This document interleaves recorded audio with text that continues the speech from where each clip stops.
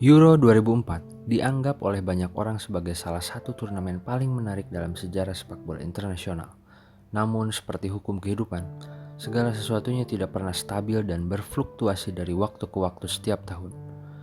UEFA Euro 2004 adalah contoh olahraga sempurna yang mencerminkan prinsip ini, karena turnamen ini sangat kontras dengan apa yang terjadi di Belanda dan Belgia 4 tahun sebelumnya. Beberapa kalangan berpendapat bahwa kejuaraan Eropa 2004 di Portugal sebagai salah satu turnamen sepak bola besar yang paling membosankan dan paling tidak menghibur. Namun, perspektif yang lebih luas menunjukkan bahwa Euro 2004 secara bersamaan malah dianggap sebagai salah satu yang paling menarik, mengingat pemenang turnamen dan cerita di baliknya. Secara umum, turnamen itu kaya akan kejutan dan kekecewaan. Tim yang berhasil mengejutkan Euro 2004 adalah Yunani. Sebagai tim dengan peluang kedua terkecil untuk memenangkan turnamen di bawah Latvia, penduduk Yunani sendiri tidak banyak berharap dan cukup puas apabila tim nasional mereka tidak mampu melangkah jauh. Mengingat ini adalah keikutsertaan mereka di Euro untuk pertama kalinya dalam 24 tahun terakhir. Satu-satunya hal yang mereka harapkan adalah memenangkan setidaknya satu pertandingan. Tetapi apa yang terjadi selanjutnya selama turnamen adalah kejutan besar bagi semua pecinta sepak bola. Euro 2004 digelar 12 Juni hingga 4 Juli 2004 di 10 tempat yang berbeda di 8 kota. Porto dan Lisbon menggelar 2 stadion sekaligus, yaitu masing-masing Estádio do Dragão dan Estádio do Bessa Século, serta Estádio da Luz dan Estádio José Alvalade.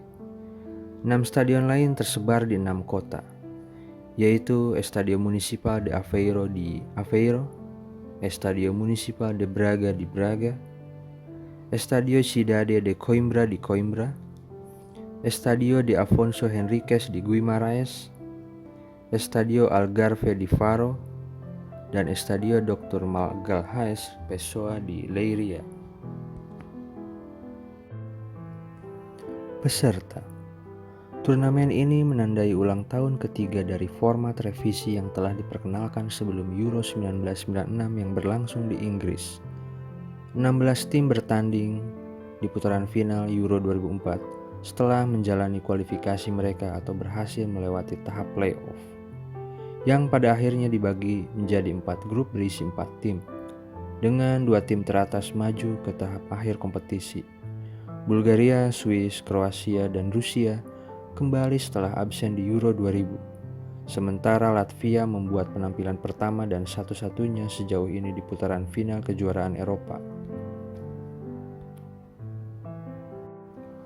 Putaran final Euro 2004 menghasilkan sejumlah kejutan seperti keberhasilan Yunani menjadi juara, serta terjungkalnya beberapa kekuatan sepak bola terbesar Eropa seperti Jerman, Italia, dan Spanyol yang gagal lolos dari fase grup. Tak butuh waktu lama, kejutan pertama langsung terjadi di partai pembuka grup A. Portugal yang saat itu dihuni generasi emasnya, dikalahkan Yunani dengan skor 1-2. Meskipun pada akhirnya Portugal mampu lolos dari grup A setelah mengalahkan Spanyol, Yunani pun berhasil lolos sebagai runner-up grup meski dikalahkan Rusia pada laga terakhir. Dengan keunggulan agresivitas gol dari Spanyol setelah sama-sama mengoleksi 4 poin. Di grup B, Prancis menaklukkan Inggris 2-1 secara dramatis. Namun tak banyak kejutan yang terjadi. Inggris mampu bangkit dan lolos ke fase knockout sebagai runner-up lewat penampilan gemilang Wayne Rooney yang berhasil bikin 4 gol di 2 partai berikutnya. Grup C layak disebut sebagai grup dengan persaingan paling ketat. Ketiga tim, Swedia, Denmark, dan Italia, sama-sama meraih 5 poin. Berdasarkan perhitungan produktivitas gol, Swedia menjadi juara grup dan diikuti Denmark sebagai runner-up. Italia harus pulang kampung lebih cepat karena kalah produktivitas gol dibanding Denmark dengan hanya selisih 1 gol. Menyakitkan. Di partai terakhir, Denmark dan Swedia memilih untuk bermain aman dan berhasil meraih hasil imbang 2-2 sebagai syarat minimal untuk menyingkirkan Italia dari persaingan. Mungkin inilah yang dinamakan solidaritas Skandinavia. Sementara Bulgaria menjadi bulan-bulanan di grup ini setelah hanya berhasil mencetak 1 gol tanpa meraih 1 poin pun.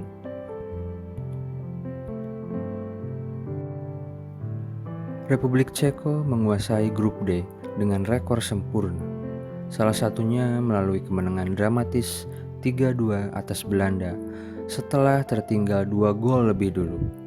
Jerman bermain buruk pada fase grup setelah hanya meraih 2 hasil imbang kontra Latvia dan Belanda serta ditumbangkan Republik Ceko. Sementara Belanda yang bermain imbang 1-1 melawan Jerman pada laga pembuka berhasil lolos berkat kemenangan 3-0 atas Latvia di laga terakhir. Mulai babak perempat final, peraturan silver goal mulai diberlakukan.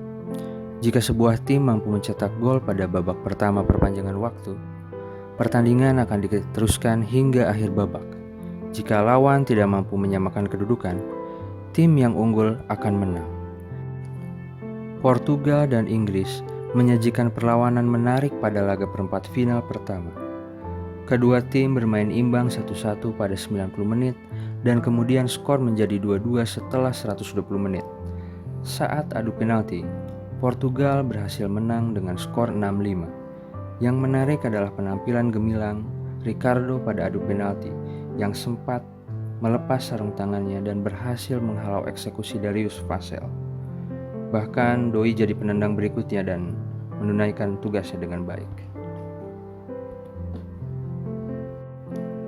Sama halnya dengan Swedia versus Belanda yang harus melewati babak adu penalti untuk mencari pemenang setelah keduanya bermain imbang tanpa gol di waktu normal.